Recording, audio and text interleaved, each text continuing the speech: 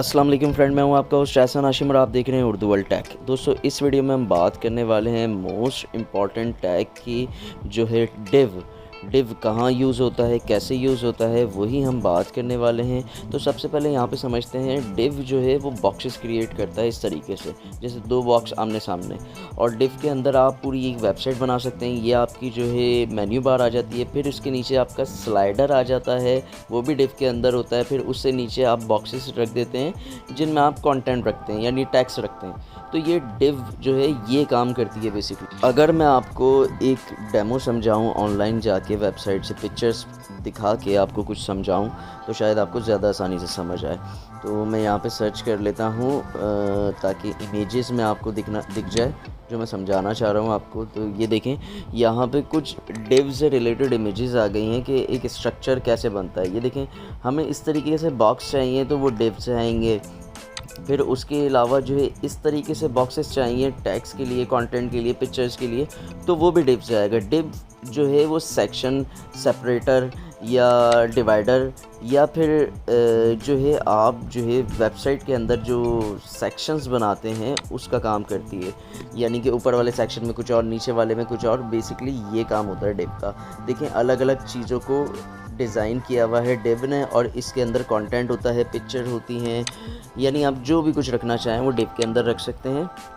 फिर उस डिव को जो है आप CSS से ऑपरेट कर सकते हैं, उसमें चेंजेस कर सकते हैं, उसे मॉडिफाई कर सकते हैं, उसे डिज़ाइन कर सकते हैं। ये कुछ डेमो हैं, कुछ पिक्चर्स हैं जो कि डिव से रिलेटेड हैं। यहाँ पे आपको बॉक्सेस की शक्ल में दिख रहा होगा, बॉक्सेस ही डिव कहलाती है। और बॉक्सेस को जो है हम जिस जगह पे हम प्लेस करना चाहते हैं, जो हमारी वेबसाइट के अंदर जगह खाली होती है या जहाँ हमें एक बॉक्स चाहिए होता है, उस बॉक्स के अंदर कुछ लगाना होता है, इमेज, कंटेंट, या फिर आप कुछ भी लगा सकते हैं डिव के अंदर। टेक्स्ट लिख के H1 की हेडिंग लगा के कुछ लिख सकते हैं, P की टैग लगा के कुछ लिख सकते हैं, या कुछ भी। आप स्लाइडर भी इसी में लगता है। स्लाइडर वो जो इमेजेस, आप कोई वेबसाइट खोलते हैं तो इमेजेस चलती हुई आती हैं, तो बेसिकली उसे स्लाइडर कहा जाता है। तो वो स्लाइडर जो है उसकी भी डिव बनती है, फिर उसके अंदर पिक्चर्स रखी जाती हैं, देन उसके अंदर जो है फिर jQuery से आपका स्लाइडर वर्क करता है। तो इस तरीके से आप जो है स्लाइडर और तमाम चीज़ें डिव के सेक्शन को डिवाइड कर सकते हैं अपने वेबसाइट के अकॉर्डिंग, और फिर जो है आपको बेहतर से बेहतर रिज़ल्ट मिलता है जब आप वेबसाइट डिज़ाइन करते हैं। यहाँ पे ये देखें, ये इतनी सारी डिव्स बनाई हुई हैं। लोगो की अलग है, मेन्यू बार की अलग है, स्लाइडर की अलग है, साइड बार की अलग है, तमाम चीज़ें यहाँ पे दिखा दी जाती हैं डिव के अंदर। तो ये कॉन्सेप्ट समझ आ गया होगा आपको।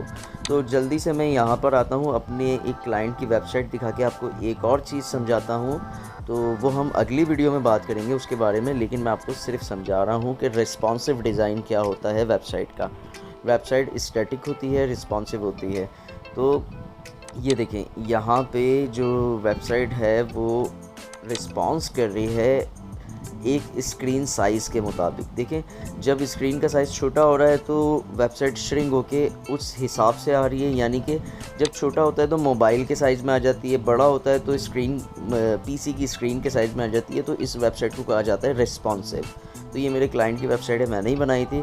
तो मैं आपको आगे ये भी सिखाऊंगा कि रिस्पॉन्सिव वेबसाइट कैसे बनाते हैं। तो अब हम वापस से डिव वाले सेक्शन में चलते हैं। वहाँ पे जो है मैं आपको डिव का टैग यूज़ करना बताता हूँ। तो सबसे पहले मैं आ जाऊँगा अपने उसी फ़ोल्डर में जिसमें हम वर्क कर रहे हैं। शुरू से अभी तक जितनी क्लासेस हुई हैं तो वो उसी में वर्क किया है। तो इस फ़ोल्डर में हमने वर्क किया। तमाम फाइल्स हमारी इसी फ़ोल्डर के अंदर हैं, चाहे वो इमेज हो, टैग्स हो, या कोई भी फ़ाइल हो, तमाम फाइल्स इसी के अंदर है। तो ये वाली फ़ाइल पे हम काम कर रहे थे। तो ये हमारा टेबल बना हुआ है। तो टेबल को बेसिकली हम रिमूव करके यहाँ पे हम बॉक्सेस लेकर आने वाले हैं। डिव की मदद से दो बॉक्सेस क्रिएट करेंगे जिसके अंदर हम टैग्स लिखेंगे, कंटेंट H1 हेडिंग भी होगी, H1 H2 की जो भी हम डालना चाहें वो डालेंगे। तो वो सब हम करेंगे इधर। सबसे पहले हम इस टेबल को रिमूव करने के लिए हम अपनी HTML की फ़ाइल में आ जाते हैं। मैं यहाँ पे डबल स्क्रीन में सेटअप कर लेता हूँ, तो मेरे लिए काम करने में आसानी होती है, आप लोगों को समझने में आसानी होती है। तो मैं यहाँ पे नोटपैड पे खोल लूँगा इसको, और यहाँ से मैं जाऊँगा, जल्दी से इसको सेट कर दूँ पहले। ये सेट हो गया। अब मैं टेबल में जाऊंगा, तो टेबल को मैं रिमूव करूंगा यहाँ से। ये रहा मेरा टेबल, इस टेबल को मैं पूरा रिमूव कर दूंगा ये यहाँ तक, ठीक है। टेबल को मैंने रिमूव कर दिया है और टेबल अब इधर से रिमूव हो चुका है। तो अब मैं यहाँ पे क्या करूँगा, हम यहाँ पे 2 बॉक्सेस बनाएंगे और 2 अलग अलग डिव होंगी वो। तो यहाँ पे मैं डिव का टैग लगाता हूँ। तो डिव के टैग लगाने के लिए मुझे जो है डिव लिखना है। उसके बाद यहाँ पे क्लास यूज़ होगी। क्लास क्यों यूज़ होती है वो भी मैं आपको बताता हूँ। तो यहाँ पे हम लिखेंगे क्लास, 2 लिखी जाती हैं, या तो क्लास होती है या तो आईडी होती है। हम क्लास यूज़ कर रहे हैं तो क्लास लिखेंगे equal to double quotes bracket बंद करेंगे हम डिव का, और फिर नीचे हम डिव को क्लोज कर देंगे, ठीक है। डिव के टैग को यहाँ पे क्लोज कर दिया, तो ये हमारी एक डिव बन चुकी है, सही है। तो अब जो है डिव के क्लास का नाम हम रख देते हैं box1। ये मैं आगे समझाता हूँ आपको टोटल।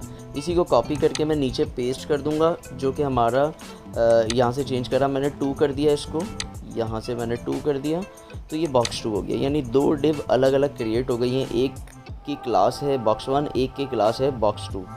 तो ये इतना सा काम है, हमारी डिव जो है वो क्रिएट हो चुकी है। तो अब इस डिव के अंदर हमें रखना है टैग्स। पिक्चर्स वगैरह मैं आपको अभी रख के नहीं दिखा रहा, वो आप ख़ुद अपने तरीके से लगाइएगा, लेकिन मैं यहाँ पे आपको बॉक्सेस में टैग्स रख के दिखा रहा हूँ ताकि आपको समझ आ जाए कि भाई डिव में हम किस तरीके से काम कर सकते हैं। तो उसके लिए मैं जो है यहाँ पे स्पेस देके यहाँ पे लिखता हूँ H2 का टैग लगाता हूँ। तो हेडिंग के लिए, जिसमें हम हेडिंग लिखेंगे, तो H2 का टैग लगाया मैंने, और यहाँ पे मैं लिखता हूँ अबाउट अस, ठीक है। और ये हेडिंग को मैं क्लोज कर देता हूँ H2 के टैग को, ठीक है जी। H2 का टैग हमारा यहाँ पे क्लोज हो गया है। तो ये H2 की हेडिंग आ गई है हमारी। मैंने इसको कॉपी करा और box1 में भी पेस्ट कर दिया। अब यहाँ पे जो है अबाउट अस की जगह मैं कुछ और लिख देता हूँ ताकि दोनों बॉक्सेस में डिफरेंस भी पता चलता रहे आपको। तो मैं यहाँ पे लिख देता हूँ फाउंडर इन्फो, ठीक है। ये लिख देता हूँ मैं फाउंडर और स्पेस उसके साथ इन्फो, ठीक है। ये मैंने लिख दिया। अब मैं जो है यहाँ पे लगाऊंगा P का टैग, यानी कि हम एक छोटा सा पैराग्राफ भी इसके अंदर लिखेंगे। तो P के टैग के अंदर मैं जो है पैराग्राफ लिखूंगा। P का टैग लगाया, P का टैग क्लोज किया। तो अब जो है पैराग्राफ के लिए हमें एक डमी टैक्स चाहिए। तो डमी टैक्स के लिए मैं यहाँ पे जाके लिखूँगा डमी कंटेंट या टैक्स जो भी है वो लिख दिया मैंने, और यहाँ से पहली वेबसाइट पे क्लिक किया और यहाँ पे डमी टैक्स आ चुका है। तो ये मैं कुछ भी उठा लूँगा यहाँ से। ये देखें डमी टैक्स मैंने कॉपी किया और यहाँ पे P के दरमियान में पेस्ट कर दिया, तो मेरा डमी टैक्स आ गया। तो अब जो है डमी टैक्स मेरा आ गया है। सेम चीज़ जो है मैं नीचे भी लगाऊंगा। अपने P के टैग को ओपन करा और P के टैग को क्लोज करा और इसके दरमियान में सेम टैग्स जो है मैं पेस्ट कर दूंगा, ठीक है, यही वाला। तो यही वाला टैग्स में पेस्ट करने वाला हूँ। तो दोनों बॉक्सेस में डिफरेंस जो है वो हेडिंग का रहेगा, और CSS में जब हम काम करेंगे तो दोनों बॉक्सेस में डिफरेंस जो है वो क्लास का रहेगा, ठीक है। क्लास की जगह आईडी भी यूज़ होती है और हम क्लास भी यूज़ करते हैं। तो हम पहले क्लास यूज़ कर रहे हैं, आईडी का मैं आगे जाके आपको समझा देता हूँ इसी वीडियो में। अभी हम क्लास यूज़ कर रहे हैं। box1 क्लास जो है box1 है, एक क्लास जो है वो box2 है। तो यहाँ पे क्लोज हो गई डिव, यहाँ से दूसरी डिव स्टार्ट हुई और box2 का क्लास है और यहाँ पे क्लोज हो गई। ये एक्स्ट्रा है तो मैं इसको रिमूव कर देता हूँ, ठीक है जी। 2 डिव, पहली डिव ख़त्म हो रही है तो दूसरी स्टार्ट हो रही है। तो मैं यहाँ पे इसको रिफ़्रेश करता हूँ तो ये देखें मेरे पास दोनों फाउंडर इन्फो भी आ गई है, अबाउट अस भी आ गया है, दोनों का टैक्स भी आ गया है, हेडिंग्स भी आ गई हैं। तो अब इनको हमने बॉक्सेस की शक्ल में लेकर आना है CSS की मदद से। तो अब हमें यहाँ से हमारा काम ख़त्म हो चुका है। अब हमारा काम शुरू होगा CSS से। तो CSS में हम इसको मॉडिफाई करेंगे बॉक्सेस की शक्ल में। HTML जो है वो स्ट्रक्चर डिज़ाइन करती है और CSS जो है वो आपकी वेबसाइट को डिज़ाइन करती है, मॉडिफाई करती है। एक एग्ज़ाम्पल के लिए मैं आपको एक इमेज दिखा रहा हूँ। तो आप यहाँ पे देखें HTML जो है वो स्ट्रक्चर बना रहा है, और CSS जो है वो आपके स्ट्रक्चर में जान डाल रहा है। तो ये काम होता है बेसिकली। अब हम चलते हैं CSS की फ़ाइल के अंदर, और CSS की फ़ाइल के अंदर जाके आपको ये जो बॉक्सेस हमने क्रिएट किए हैं डिव के, इसको हम डिज़ाइन करते हैं CSS की मदद से। लिंक की हुई हमने CSS की शीट, और एक्सटर्नल शीट पे हम काम करेंगे CSS की। तो मैं खोल लेता हूँ एक्सटर्नल शीट को अपने Notepad++ के अंदर। तो यहाँ से मैं खोल लेता हूँ ये, और यहाँ पे मैंने खोल लिया। अब ये टेबल डेटा का जो टैग क्लास बनी हुई है, मैं इसको रिमूव कर देता हूँ। यहाँ पे भी मैं इसको रिमूव कर देता हूँ। अब जो है हम अपना न्यू टैग लगाएंगे जो कि हमारी डिव का होगा, जो हमने अभी बनाए हैं box1 एंड box2, क्लास यानी box1 और क्लास box2। तो ये दो चीज़ें। अच्छा, एक चीज़ मैं आपको और समझा देता हूँ। यहाँ पे ये देखें, यहाँ पे डिव क्लास box1, ठीक है। क्लास, फिर मैं आपको क्लास पे इसलिए ज़ोर दे रहा हूँ, एक क्लास भी यूज़ होती है और आईडी भी यूज़ होती है। तो डॉट हम लगाते हैं कब? जब हम क्लास यूज़ करते हैं। क्लास यूज़ करेंगे तो हम डॉट लगा के फिर क्लास लिखेंगे। और अगर आईडी यूज़ करते हैं, यहाँ पे ये देखें, ये आईडी यूज़ करेंगे हम यहाँ पे, तो यहाँ पे हम लगाएंगे हैश, ठीक है। डॉट के साथ क्लास के लिए डॉट यूज़ होता है और आईडी के लिए जो है हैश यूज़ होता है। अगर आपने HTML में आईडी दी हुई है तो हैश के साथ शुरू करेंगे, और अगर आपने क्लास दी हुई है तो आप डॉट के साथ शुरू करेंगे। हमने क्लास दी हुई है तो हम डॉट के साथ शुरू करेंगे, डॉट, फिर उसके बाद हम क्लास लिखेंगे। क्लास क्या है हमारी? box1, ठीक है। तो यहाँ पे मैं लिखता हूँ box1, और यहाँ से मैं ब्रैकेट को ओपन करता हूँ, क्लोज करता हूँ। अब इसके सेंटर में जो है मैं CSS के टैग्स लगाऊंगा। तो सबसे पहला टैग जो हम यूज़ करने वाले हैं वो हम यूज़ करेंगे बैकग्राउंड का। इसके सबसे पहले बैकग्राउंड कलर चेंज करते हैं। मैं आपको फिर वेबसाइट से जाके कलर पिकर से कलर कोड उठाने का तरीका बता देता हूँ। तो यहाँ पे मैं लिखता हूँ कलर पिकर, और यहाँ से मैं अपनी मर्ज़ी का शेड उठा सकता हूँ कलर का। तो यहाँ से मैं सेलेक्ट कर लेता हूँ इधर से। तो मुझे बेसिकली चाहिए ऑरेंज, तो यहाँ से ऑरेंज मैं लूँगा, ऑरेंज का कोई शेड निकालूँगा। तो ऑरेंज ऑरेंज ऑरेंज सेलेक्ट किया, ये आ गए इसके शेड्स और ये आ गए इसके कलर कोड। मैंने ये कलर कोड कॉपी किया, ठीक है, और यहाँ पे मैंने इसको पेस्ट किया, और यहाँ से मैंने लगाया सेमीकोलन। और अब यहाँ पे सेव करने के बाद मैं इसको रिफ़्रेश करूँगा। ये मैंने सेव किया, अब रिफ़्रेश, ये देखिए बैकग्राउंड कलर आ गया मेरा, सही है। डिव के अंदर क्लास क्या थी? बॉक्स। अब सेम इसी को मैं कॉपी करता हूँ, क्योंकि नीचे वाला भी मुझे सेम ही बनाना है, पेस्ट कर दूँगा। फिर मैं इसको जो है क्लास 2 कर दूँगा, box2 यानी, क्योंकि इसकी क्लास box2 है, पहले वाली की box1 थी। दोनों में अलग अलग एडिटिंग हो सकती है। तो उसके बाद जो है मैं यहाँ पे बैकग्राउंड कलर सेव करके रिफ़्रेश करूँगा, तो दोनों में कलर आ गया। अब यहाँ पे कलर तो आ गया, अब हमें इनकी विड्थ सेट करनी है। तो दोनों को असल में बराबर बराबर में लेकर आना है, तो विड्थ हमें ज़रूरी है सेट करना जब भी आएंगे, वरना दोनों जो हैं वो फुल स्क्रीन पे आते रहेंगे, क्योंकि अभी कोई हमने विड्थ दी ही नहीं है इसको। तो हमने विड्थ डिफ़ाइन करनी है ताकि ये बराबर के सेक्शन बन के दोनों बराबर बराबर में आ जाएं। जो हमारी स्क्रीन का साइज़ है, जो हमारी वेबसाइट का साइज़ है, विड्थ है उसकी, उसी के अंदर ये एडजस्ट हो जाएं। यहाँ पे मैं लगाता हूँ विड्थ का टैग, विड्थ, ठीक है, कॉलन। यहाँ पे मैं डिसाइड करता हूँ 200 पिक्सल, ठीक है, और सेमीकोलन, ठीक है। अब सेव करके रिफ़्रेश करता हूँ मैं इसको, तो फिर आप देखिएगा, ये देखें, ये अभी देखें और ये देखें, ये इसकी विड्थ सेट हो गई है डिव की। तो डिव के अंदर ही आपका टैक्स रहेगा। तो मैं यहाँ से इसको परसेंटेज में अगर लेकर आना चाहूँ तो परसेंटेज में भी ला सकता हूँ, 50%। तो यहाँ से मैं 50% के बाद रिफ़्रेश करता हूँ, तो ये पेज की जो विड्थ है उसकी 50% आ चुकी है, ठीक है। अब ये इस तरीके से काम करती है परसेंटेज। 45 करूँगा तो उसी हिस्से में 45 आ जाएगी, ठीक है। टैक्स आपका बाहर नहीं निकलेगा क्योंकि वो डिव के अंदर है। इसी को कॉपी करके नीचे पेस्ट करता हूँ, सेव करता हूँ, रिफ़्रेश करता हूँ, तो दोनों देखें सेम साइज़ के हो चुके हैं, ठीक है। 45% विड्थ है इनकी पूरे पेज के अकॉर्डिंग, यानी पेज की जो विड्थ है वो 100% है, 45% दोनों को मिल गई है। अच्छा, अब यहाँ पे हम टैग यूज़ करने वाले हैं बॉर्डर का, क्योंकि बॉर्डर तो हम देंगे लाजमी से, और बॉर्डर के लिए हम यहाँ पे लगाएंगे कितना पिक्सल लगाएं हम यहाँ पे 10 पिक्सल लगाते हैं सॉलिड, और यहाँ पे भी हम ऑरेंज का ही शेड यूज़ करते हैं कलर पिकर से। तो मैं ये वाला ऑरेंज का शेड यूज़ कर लेता हूँ। यहाँ से कोड उठाया मैंने, पेस्ट किया, यहाँ पे सेमीकोलन लगाया, और अब इसको सेव करूँगा और यहाँ से रिफ़्रेश। ये देखें बॉर्डर आ गया। ठीक है, बॉर्डर आ गया मेरा। इसी को कॉपी करके नीचे पेस्ट करूँगा तो मेरा नीचे वाले बॉक्स में भी बॉर्डर आ जाएगा। ये देखें यहाँ पे आ गया बॉर्डर। ठीक है, दोनों जगह बॉर्डर आ गया। अब मैं इसकी विड्थ वगैरह को छेड़ के चेक करूँगा तो ये जो है आगे पीछे भी होंगे, क्योंकि दोनों को अलग अलग लेके चल रहे हैं हम, क्योंकि दोनों की अलग अलग क्लासेस बनाई हुई हैं। क्लास बनाई हुई है बॉक्स 1 एक की बॉक्स 2। यहाँ पे आप देखें तो टैग्स बड़ा एजिस से मिल रहा है, साइडों से मिल रहा है, तो वो मज़ा नहीं आ रहा। तो यहाँ पे हम यूज़ करने वाले हैं पैडिंग का टैग।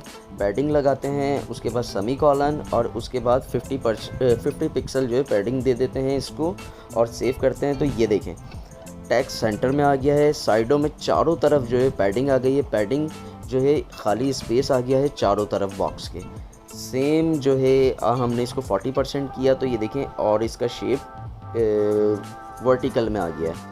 पैडिंग का टैग जो लगेगा वो इसलिए लगेगा कि हमें स्पेस चाहिए चारों तरफ। तो यहाँ से कॉपी करके पेस्ट किया, इसको सेव किया, रिफ़्रेश किया तो दोनों में देखें आ गया स्पेस चारों तरफ। अब जो टैग है हमारा वो एजिस से जाके नहीं मिल रहा, सेंटर में है बिल्कुल। तो अब थोड़ा सा खूबसूरत लग रहा है, पहले जो है थोड़ा सा अजीब सा लग रहा था। 20% पैडिंग करते हैं तो ये देखें ये इस तरीके से आता है। जिस हिसाब से आप पैडिंग को छिड़ेंगे उस हिसाब से वो आपको मॉडिफाई करके दिखाता रहेगा। तो मैं 50% के साथ ही जाऊंगा, 50 पिक्सल के साथ, 50 पिक्सल को सेट करके। ये मेरे लिए बॉक्स जो है बहुत ज़बरदस्त है। यहाँ पे मैं मार्जिन देता हूँ। मार्जिन क्या काम करता है, वो आपके दो बॉक्सेस को बीच में गैप देता है। तो मार्जिन यहाँ पर मैं लगाता हूँ इसका 20 पिक्सल और सेमीकोलन। तो मैं यहाँ से रिफ़्रेश करता हूँ तो ये देखें बॉक्सेस के बीच में गैप आ गया। मार्जिन लिख के अगर हम पिक्सल लगाएंगे तो चारों तरफ से मार्जिन मिल जाएगा, इसको गैप मिल जाएगा। यहाँ से हटाता हूँ तो देखें ऊपर वाली तरफ देखें वो जाके चिपक गया, किससे, ऑडियो प्लेयर से। अब यहाँ पे मैं वापस से लगाता हूँ मार्जिन का टैग, इसको सेव करके रिफ़्रेश करता हूँ तो देखें वहाँ से भी हट गया और नीचे वाले बॉक्स से भी गैप आ गया। तो मार्जिन जो है, जैसे पैडिंग जो है वो चारों तरफ चलती है, मार्जिन भी चारों तरफ चलता है। तो मार्जिन का टैग जो है बेसिकली स्पेसिंग के ही काम आता है। तो मार्जिन का और भी टैग्स होते हैं वो आप अपने हैंड से यूज़ करके देखिएगा, लेफ़्ट राइट, तो वो सारे अपने तरीके से आप यूज़ करके देखिएगा लाजमी। तो यहाँ तक आपको समझ आ रही होंगी चीज़ें। तो अब हम टैग यूज़ करने वाले हैं फ्लोट का टैग जो है वो लेफ़्ट और राइट को डिसाइड करेगा। तो मैं बॉक्स 1 को दे देता हूँ लेफ़्ट और यहाँ पे लगा देता हूँ सेमीकोलन। ये वाला बॉक्स जो है ये लेफ़्ट में चला जाए। ठीक है, सेव किया, रिफ़्रेश किया तो ये देखें लेफ़्ट में आ गया। ये सही है, ये वाला बॉक्स लेफ़्ट में आ गया। अब जो है हमारा बॉक्स 2 जो है उसको हम चाहिए राइट में। तो राइट के लिए यहाँ पे लिख दूँगा लेफ़्ट की जगह मैं राइट। ठीक है, और यहाँ से रिफ़्रेश किया तो ये बॉक्स राइट में आ गया। तो ये दोनों बॉक्सेस अलग अलग हो चुके हैं अब। तो अब इन दोनों बॉक्सेस को आमने सामने लेकर आना है। तो ये देखें यहाँ पे मैं इसको फुल स्क्रीन करता हूँ तो ये देखें ये अभी इस तरीके से चल रहा है। तो हमने इसकी जो है विड्थ को थोड़ा सा सेट करना है तो ये सब सेट हो जाएगा ऑटोमेटिकली। थोड़ी चीज़ें आपने ख़ुद से सेट करके देखनी है, सही है, उसके बाद जाके ये सेट होगा। तो यहाँ पे जो है मैं इसकी विड्थ को सेट करता हूँ पेज के अकॉर्डिंग। तो यहाँ से हम जो है सबसे पहले इसकी विड्थ को छेड़ेंगे। तो विड्थ जो है अभी 40% है तो हम इसको कर देते हैं 30%। ठीक है, और यहाँ पे भी 30 कर देते हैं। दोनों बॉक्सेस की सेम कर देते हैं, सेव करते हैं, रिफ़्रेश करते हैं तो ये 30% पे आ गया। ठीक है, ये 30% पे आ चुका है अब। तो 30% पे आकर ये वीडियोस जो हैं वो ऊपर आ रही हैं और हमारा जो बॉक्स है वो नीचे आ रहा है वीडियो के। हमें चाहिए ऊपर, दोनों बॉक्सेस आमने सामने। तो अब जो है पैडिंग पे थोड़ा सा हम गौर करते हैं, पैडिंग को छेड़ते हैं थोड़ा सा हम। तो इसको हम करते हैं 30 पिक्सल। तो 30 पिक्सल के बाद इसको सेव करके रिफ़्रेश करते हैं तो देखिए हमारा बॉक्स ऊपर आ चुका है। ऊपर आ गया है, क्यों आ गया? अच्छा, इस प्लेयर और उसके बीच में मार्जिन है तो वो मार्जिन का टैग जो है वो हम रिमूव करेंगे। मार्जिन का टैग सिर्फ ऊपर वाले में लगा है, नीचे वाले से हम रिमूव कर देंगे मार्जिन का टैग। ठीक है, 20 पिक्सल करते हैं हम पैडिंग को। तो ये देखें बॉक्सेस के सेंटर में ये हमारा टैग्स। तो यहाँ से वापस 30% कर देते हैं, मज़ा नहीं आ रहा। तो 30% पे पेडिंग लेकर आते हैं और सेव करके रिफ़्रेश करते हैं हम।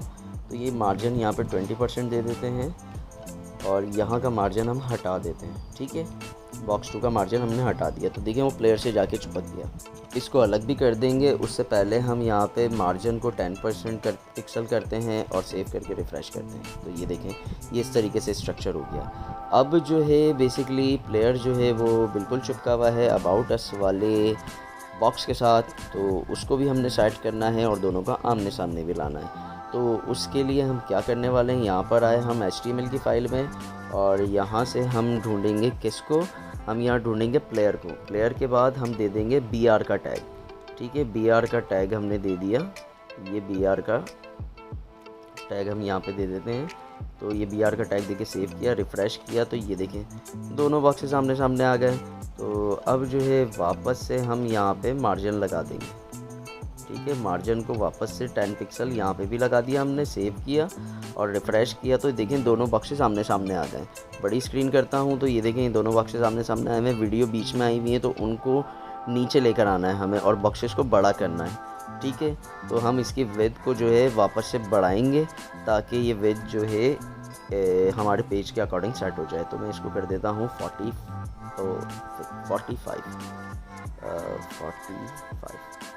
नीचे वाले को भी सेम कर देता हूँ, दोनों बॉक्सेस की साइज़ सेम है और सेव करके रिफ़्रेश करता हूँ। तो यहाँ पे देखें आप, देखें थोड़ा सा साइज़ बड़ा हो गया एक बॉक्स का, जिसकी वजह से देखें पेज पे पूरा नहीं आ रहा। तो यहाँ पे मैं करता हूँ 42, यहाँ पे भी मैं करता हूँ 42। तो दोनों को 42 मिल गया। अब यहाँ पे मैं रिफ़्रेश करता हूँ तो ये देखें दोनों बॉक्सेस आमने सामने आ चुके हैं हमारे डिव के। तो ये बेसिकली डिव का कमाल होता है। यहाँ पे डिव के अंदर आप अपने सेक्शंस को बांट सकते हैं, इजी हो जाता है काम करने में भी, और आपकी वेबसाइट जो है उसमें भी चीज़ें अच्छी लगने लग जाती हैं डिव की मदद से।